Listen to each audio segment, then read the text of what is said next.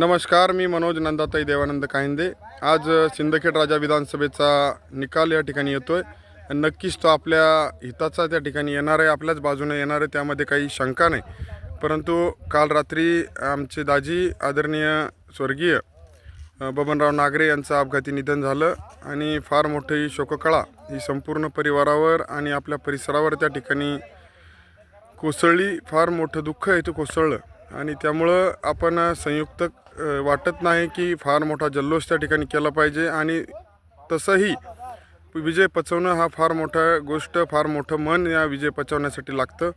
त्यामुळं आपण सर्व मोठ्या मनाचे लोक आहात। आपण सर्वांनी खूप मेहनत घेऊन, अतिशय जीवापाड मेहनत घेऊन माझ्यासोबत आपण सगळेजण या ठिकाणी निवडून आलो आहोत। तुम्ही सगळेजण या ठिकाणी निवडून आले आहात, त्या हिशोबानंच आपण कोणाच्याही विरोधात वैयक्तिक टीका त्या ठिकाणी करू नये, जातीवाचक टीका त्या ठिकाणी करू नये।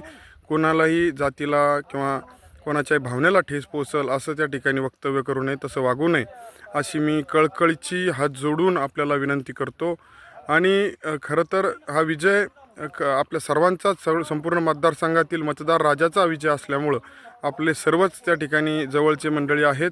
कोणाचंही प्रतिस्पर्धीचं नाव त्यामध्ये आपण कुठेच घ्यायचं नाही आणि शांततेनं शांततापूर्वक आपण विजय उत्सव साजरा करावा अशी मी कळकळीची हात जोडून आपल्याला विनंती करतो।